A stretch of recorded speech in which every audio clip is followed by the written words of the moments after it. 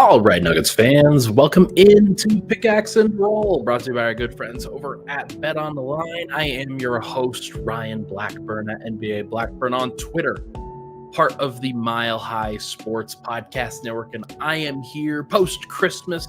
I hope everybody had a great day yesterday. If you celebrate, if you don't, that's okay. I hope you had a great off day from whatever workspace that you had.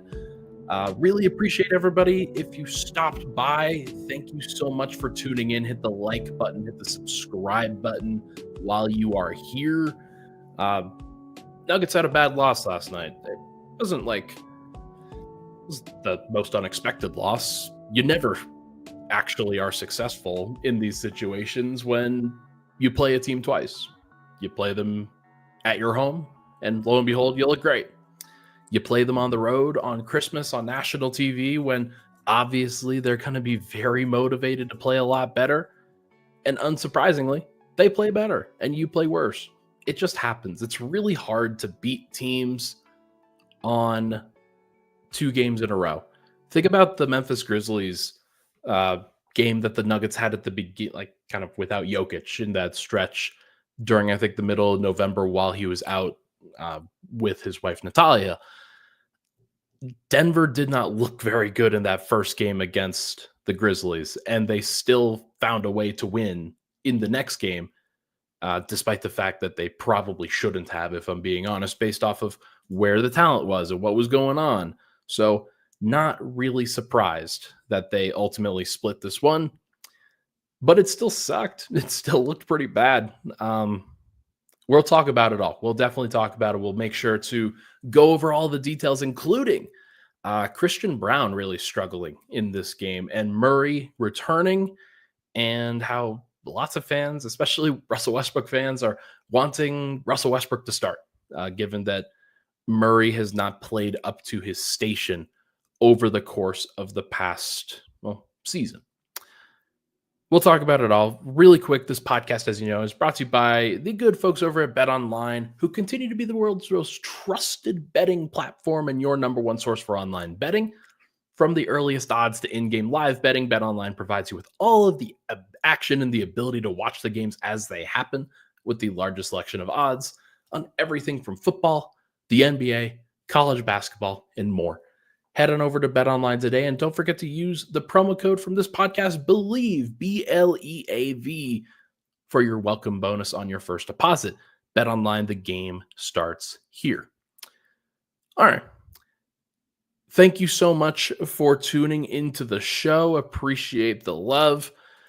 Cedric parachuting in with a super chat early. He says, I messaged you on, is that the Bird app, Twitter?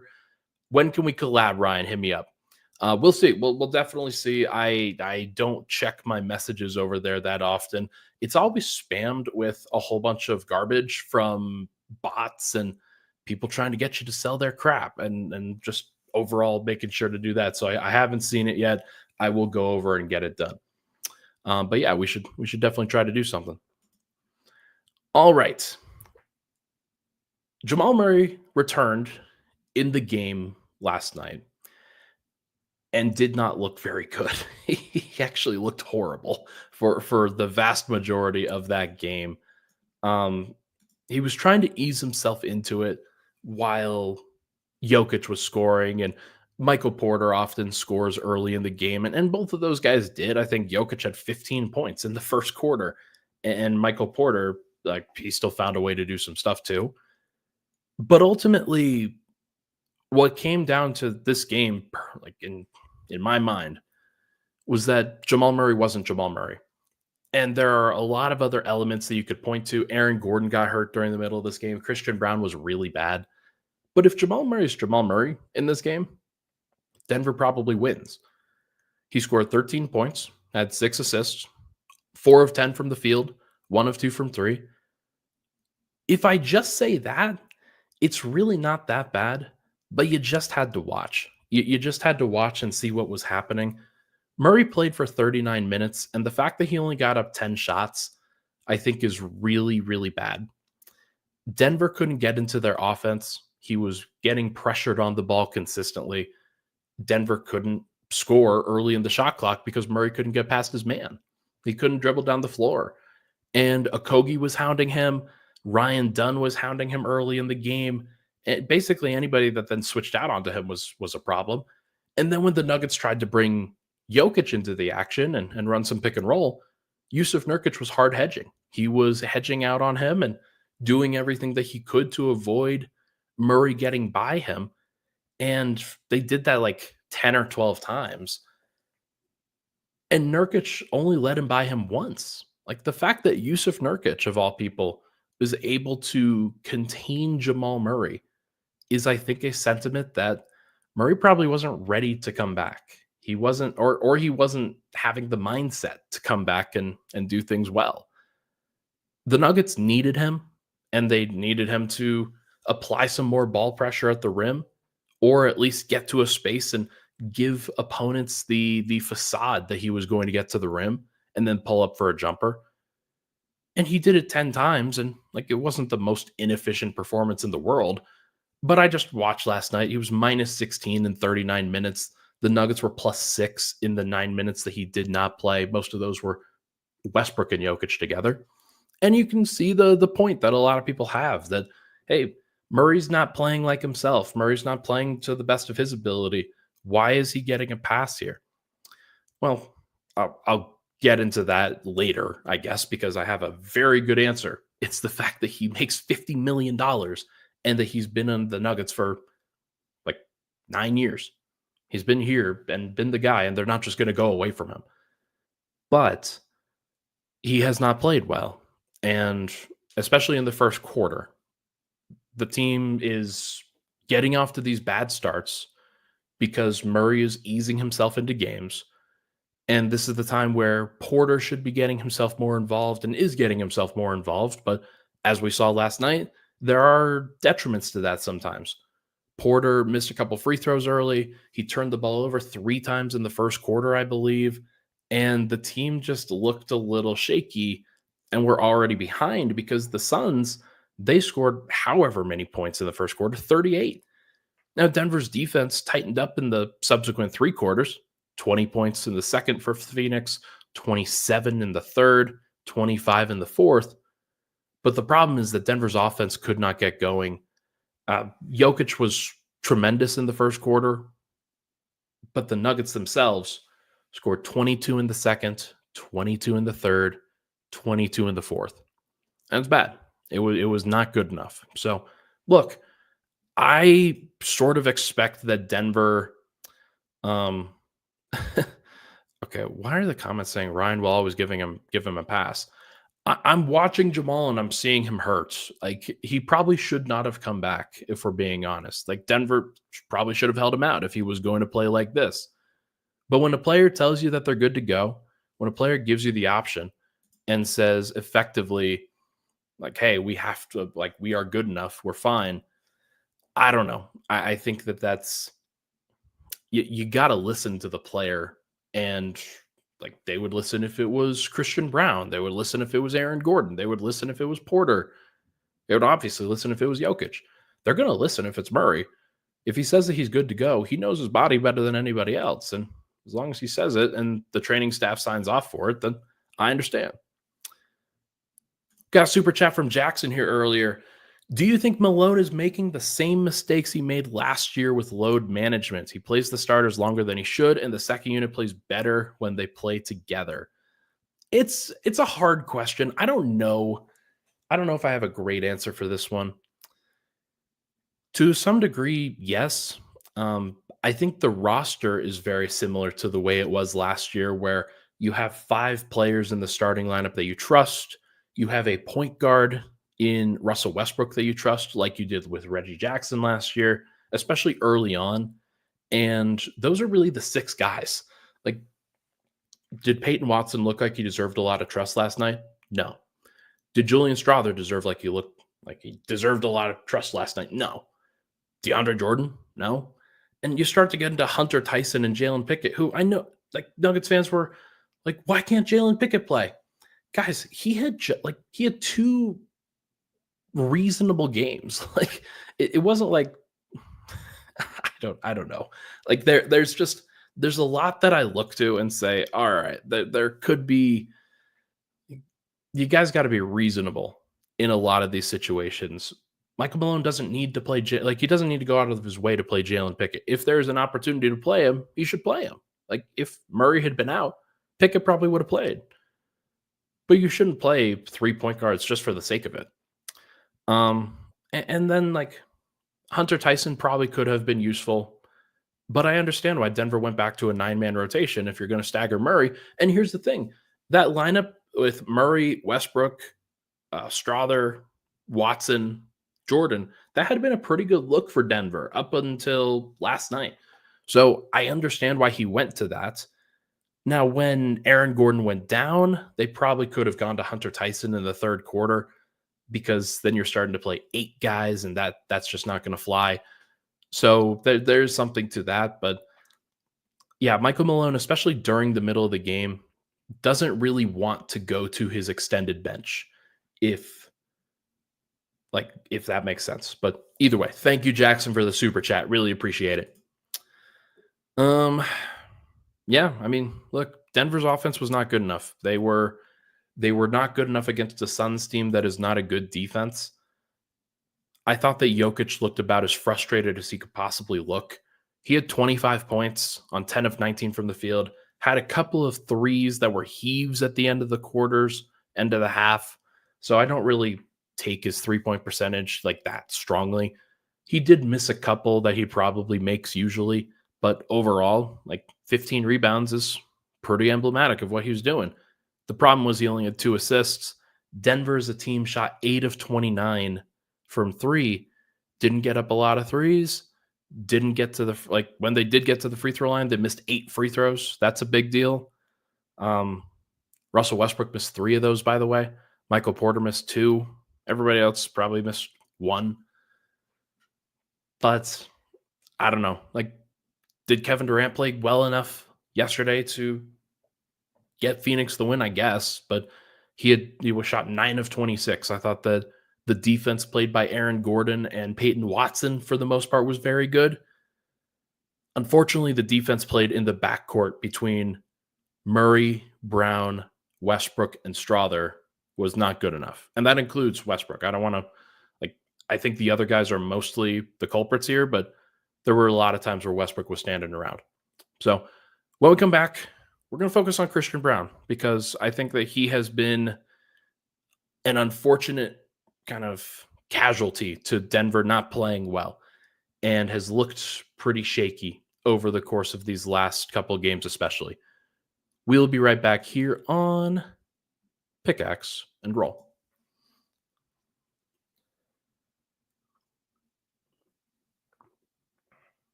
All right, we're back. Pickaxe and Roll, Ryan Blackburn here. Thank you so much for tuning into the show. Heart on my sleeve says, critiques aside, it's tough to beat even a bad team twice in a row. Absolutely. Like, I hope that everybody, and this is why I have in the main topics list, problem loss or normal loss. To me, this is a normal loss. This isn't emblematic of Denver's problems. There are some things that pop up, but like, I'm still thinking that the team has made more progress over the course of these last few weeks than they have when they've stepped back. Now, it does kind of look like they've taken 2 steps forward and 2 steps back through these last couple of games, but I am just not going to overreact to a game like this on Christmas. Now, I will say the Jokic frustration is notable. The third quarter that Denver played, they were really trying to come back in that one. They were really trying to do it. And then Aaron Gordon goes down. Aaron Gordon gets hurt. And I didn't see it in the moment. I realized that Peyton Watson was coming in, and I thought, okay, well, maybe Aaron Gordon's coming back in to stagger as the backup 5, or maybe just play with the second unit. And I thought, okay, this is an interesting option for Malone. It's not something that he's done. Nope. They were just going to try to get Peyton Watson in because Aaron Gordon was hurt.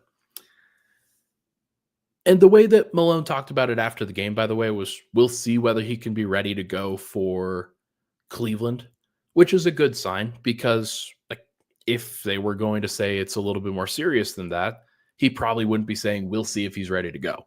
So Hopefully this is just a minor thing. I don't I don't want to put words into his mouth or anything like that, but I do think that there's at least a possibility that the Nuggets escaped with good news here. Um, but in general, when Peyton Watson came in, Christian Braun came in, and then Jamal Murray was out there, and Michael Porter was out there, it looked like Jokic had no idea who to go to with that group because Murray was hurt. Porter was fumbling the ball all over the place for most of the time, and he went to Porter most of the time during that stretch. It was not to Murray, it was to Porter. But then whenever he involved Christian Braun in the action, Christian didn't do anything positive. Peyton Watson couldn't dribble for whatever reason during that stretch. There was a play um, where Peyton Watson kind of dribbles it up the middle of the floor. Jokic is at the top of the key waiting for it. And there are three Suns right around Jokic. And Peyton Watson just lazily bounces, like throws a bounce pass right to him. And the ball nearly gets turned over. It gets careened and kicked around and gets to the corner somehow, then back to the left side of the key. It was a wasted possession for Denver. And it was entirely because the Nuggets didn't know, like they didn't have anybody that they could trust with that play, with Murray looking the way that he looked and Porter kind of being a little bit shaky on the ball. And when that's a thing, and Jokic is just looking around like, okay, who can I run an action with right now? Who can I actually trust right now? That's not a great indication when you've got Murray and Porter out there. And then Peyton Watson, who he was 0 for 3 last night and 0 for 3 from 3. He didn't get involved. He didn't really attack all that often and just looked pretty shaky when he did. And then, of course, Christian Braun struggles. There's just a lot of stuff that Denver should have been able to, in previous seasons with guys kind of playing previously well, that would have been the time where Denver goes on the run, takes the lead, and then never looks back. It would have, especially during the championship year, that would have been the time. It didn't happen. It didn't happen, unfortunately, and Jokic, I think, was very frustrated because he barely got up any shots in the third quarter, but it wasn't for lack of effort. He was trying to come get the ball. It's just nobody could deliver it to him, specifically in a situation where he could actually score. So that was pretty damning for this current version of the Nuggets, that they could not satisfy that requirement. Not great. Christian Braun is specifically part of that because when you have a guy like Murray who is hampered, he's trying to fight through it. You understand that he wants to be out there, and maybe he shouldn't have been out there in the first place. But you understand that he was out there. He was trying to give it a go. He was doing his best. He was trying to be available for his team. And I give credit for that. If it's not working, then you need other guys to step up. And that would be the opportunity for Christian Braun to really step up and say, okay, I know I haven't played well, but the team needs me right now. They need me to be better. And Christian just looked shaky as hell. He did not look comfortable. On top of the fact that he could not stick with Bradley Beal in either of these games, Beal just gave him the work in both matchups. But on top of that, Christian just couldn't pay it back on the other end. He could not get to the rim. He was stuffed at the rim in transition multiple times, both stripped by Kevin Durant in the first matchup, and then against Bradley Beal at the rim, Beal just took the ball away from him at the apex. Just did not let him get a shot up at all. And this is where it's not just KCP, it's just somebody else. It's just somebody else who you trust to handle the basketball, to create a shot, to play two-man game. You need somebody else who can do that.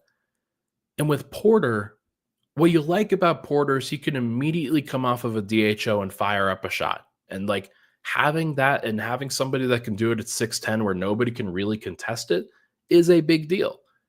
But that's one action. And if he's forced into doing anything else, like taking an extra dribble or getting all the way to the rim, you just see the weaknesses in what happens to Denver's offense in that. So I look at Denver and I look, I'm not going to belabor the point with the Zach Levine stuff or anything like that, but Denver could use somebody else who kind of functions like Murray, who can run a pick and roll, who can run a DHO, who can also space the floor, who can be an isolation guy on occasion, and just be a threat. Denver needs threats. They need somebody who can take attention away from Jokic at times, where Jokic couldn't even get the ball. he was every time he got the ball in the middle of the floor, he was swarmed. And then nobody could really take advantage of that when he had that extra attention.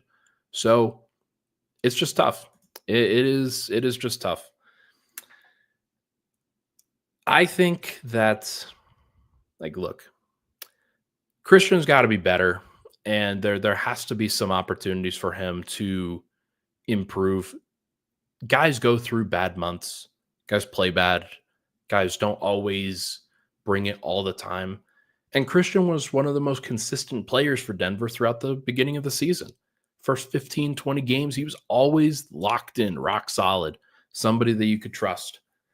We have seen the defense kind of be shaky over the course of the last 10 games or so. There have been times, there have been moments where it's been good, but for the most part, I've been pretty disappointed. And now the offense, I think, is following suit. Like, I think 4 of the last 6 games, 4 of the last 7 games or so, you're starting to see a little bit less finishing at the rim. You're seeing very tentative shot taking. He was always kind of tentative tentative from 3-point range, but just like the willingness to take the spot up threes, not wanting to fire it up, even if it's like 7 seconds on the shot clock, 6 seconds on the shot clock in that general range. Denver needs him to be confident. They need him to go through these struggles so that he can come out of it on the other side and be ready in the playoffs. Like, they need him to be a threat. And if he is not, then Denver will be playing 4-on-5 on the offensive end. And that's just going to be really difficult to do in the playoffs. It's going to be really, really tough. So we'll figure it out. We will see what happens. What else can we go over? I'll do the Russell Westbrook versus Jamal Murray stuff in the third segment, because I know a lot of folks are like, Russell Westbrook should start over Jamal Murray. Ryan, why are you so biased towards Jamal Murray? We'll talk about it on the other side. We will be right back here on Pickaxe and Roll.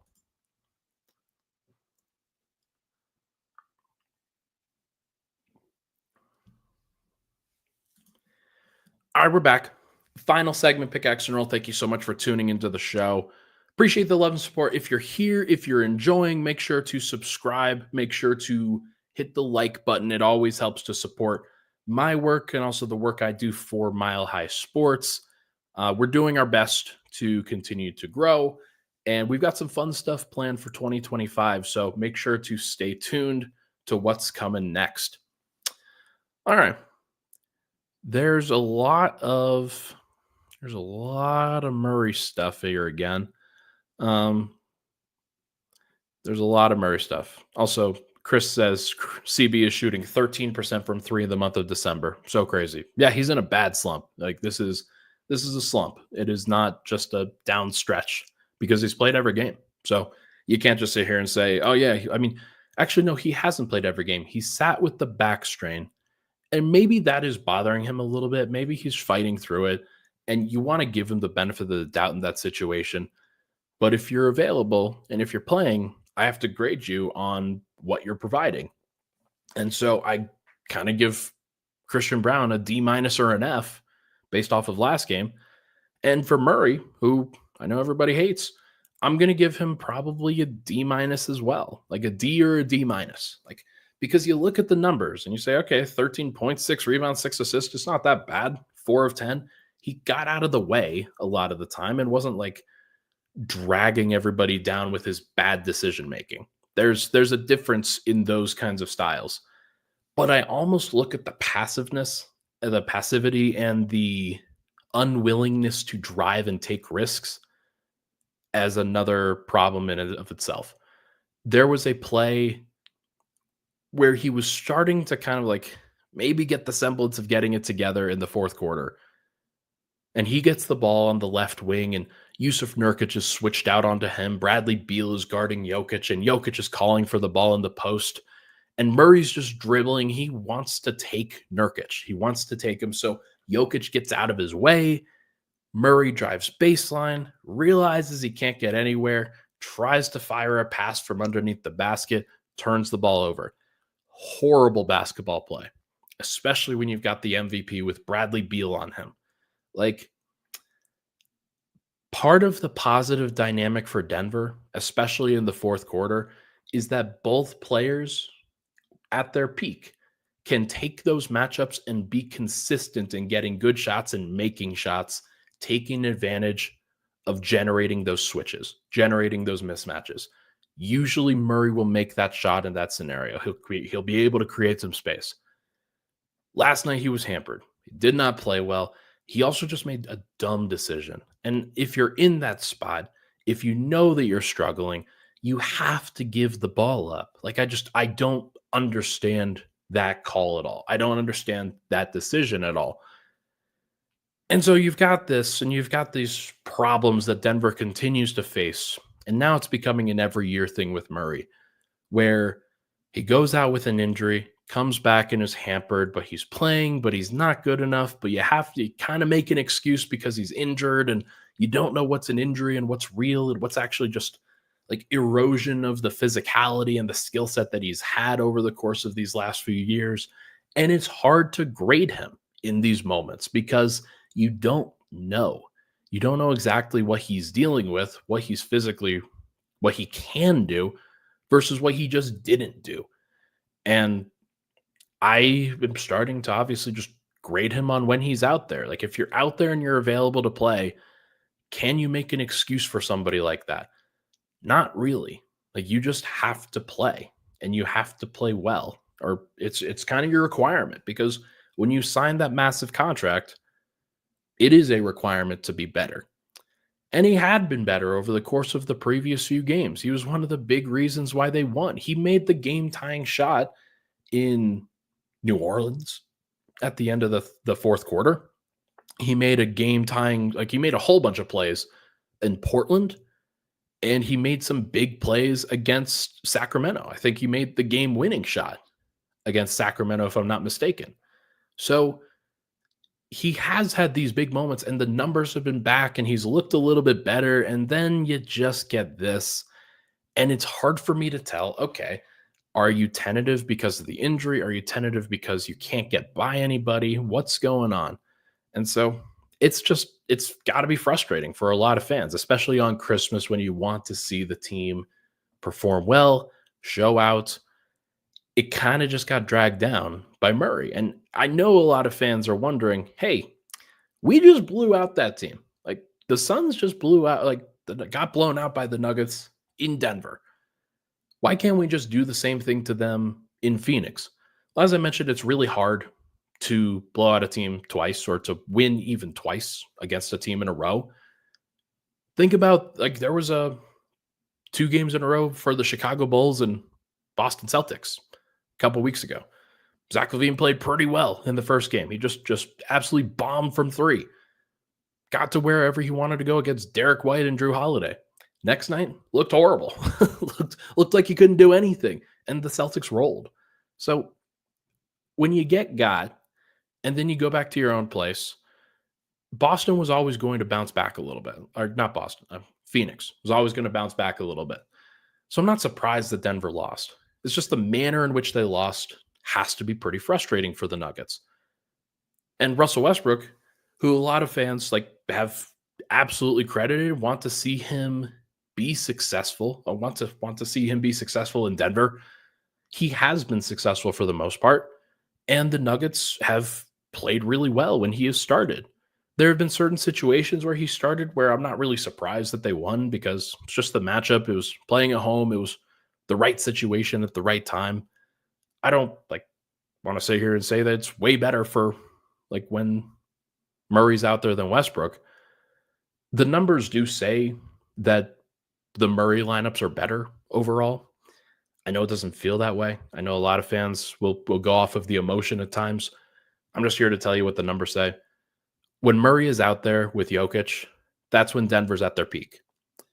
When Westbrook is out there with Jokic, they're really good. They are really, really good. Fantastic, like borderline great. It's not quite at the same level, but it's very close. When Westbrook and Murray are out there together without Jokic, it's actually mostly okay. Last night was, I think, an aberration. That wasn't what I think is an actual problem for Denver. They've really turned that around, and the Murray with the bench lineups have been surprisingly good. When Westbrook is out there without Murray off the bench and there's no Jokic, that's when the team really starts to struggle. So there's a lot of factors here. There's a lot of data here. I should have been more prepared for this conversation this morning because I know a lot of people just want to bury Murray. And I understand, like he has a higher threshold, a higher expectation than Russell Westbrook does, obviously, because Murray is the guy who's making a lot of money, who's the starter who has just a lot of pressure on him after the way that things happened in the playoffs last year and just being on a champion. This is not like a Murray versus Westbrook thing to me. This is Murray is the starter. He's always going to be the starter. Maybe there's a world where Westbrook starts over Christian Braun if you want to get Westbrook some more Jokic time. And there's a world where that makes sense, especially if Braun continues to struggle. But you're not supplanting Murray. Like anybody that thinks that that's actually going to happen is wild to me. Like that's just not how the NBA works. So I am not going to entertain things that are just not going to happen. Like it's not. Now, you get into a really tough situation and say, all right, now we need to make a serious change. Then you talk about it. It's still December and Murray was just coming off of an injury. So I'm not going to bemoan that too often. Chris says Jamal should not be playing 39 minutes, period. Absolutely. And what I will say is I think that the rotation definitely got thrown out of whack by Gordon getting hurt. And the Nuggets just decided, okay, rather than go to an extra player, they had been playing 9. They just went down to 8. And that's pretty tough. But one of the reasons for that was Christian Braun didn't play well enough. Julian Strawther was really shaky, especially defensively in that one. Westbrook is one guy. And then Peyton Watson, pretty shaky when he was out there too, especially offensively. So they don't have a lot of great options. And playing Jalen Pickett next to Russell Westbrook or Jalen Pickett next to Jamal Murray, it's tough. That's a tough figure. Okay. Last thing I'm going to go over. Was this a problem loss or was this a normal loss? Because a lot of fans want to react it, obviously, because it's on Christmas, because it's a national spot. Like, is this an actual issue? And I'm going to say no. I'm going to say no for this because, like I've talked about, it's hard to beat It's hard to beat a team twice in a row in the home and home matchups, one on your turf, one on theirs. There were dynamics at play in this last game that, look, if Gordon doesn't get hurt, does Denver's offense look a lot better because they can put more pressure on the rim? Perhaps. If Murray is actually like in his second game back from injury as opposed to his first game back from injury, is he looking a little bit better? Probably. I predict that Murray looks a lot better against Cleveland. It will probably happen that way. Will Denver still probably get rolled by Cleveland? Sure, because Cleveland's a great team. Is there an actual issue that Denver's facing that they can't solve in the long term? I don't think so. I think that Christian will be better going forward. I'm not going to sit here and say that he's going to be better immediately, but over the course of time, like he's going to get out of this slump. It's going to be fine. Michael Porter's still playing reasonably well. Still think that he can do some things for Denver. Only 4 rebounds last night was kind of a little bit shaky, especially when Denver was struggling as much as they were on the defensive glass. So hopefully he can lock in on that end. 4 rebounds for him in 37 minutes is pretty low, especially when Gordon goes out. And then Westbrook's playing well for Denver overall. Like Denver has enough elements here that as long as these guys start playing reasonably well at the same time, they're going to get locked in and they're going to have some really good moments. But I just look at this and I say, all right, I mean, clearly you're not playing your best basketball right now. Can you survive this moment and then get to a place where you're playing better basketball going forward? I think the answer is yes, I do. Like January will be pretty good for them. They're going to play a lot of games as long as they stay reasonably healthy. I think that's about the time where if you're a real team, you're going to show up at that point. And if Denver's not real, then you might see some of these trade rumors pop back up. There's a reason why they got out in the first place because Denver was canvassing. They were trying to figure out what to make happen. And we will see whether that balloons into anything or not, or if the Nuggets are just screwed. I think they're fine. I think they're okay, guys. Look, obviously it's a very charged time for people because you want to see them play well during the holiday. There was a lot of great basketball played yesterday. It's actually funny. Like I think Denver was probably the worst team that played yesterday. From like their performance. Like every other team played reasonably well, played pretty consistently, and sometimes it just happens. Like it's not all sunshine and rainbows all the time. Denver's got a game against Cleveland tomorrow. They have a back-to-back against Detroit. It's their first home back-to-back. So we'll see whether they can pivot. We'll see whether they can turn it around and whether Aaron Gordon is back. I'm very curious to see how it goes. That is going to do it for this episode of Pickaxe and Roll, brought to you by our good friends over at BetOnline. Thank you so much for tuning into the show. Again, Merry Christmas, everybody. Merry belated Christmas. I hope you enjoyed the time with your families. If you do support. If not, glad you got an off day. Thank you so much for tuning in. Hit that like button. Hit that subscribe button on the way out. I will talk to you guys very, very soon. If I can press the button.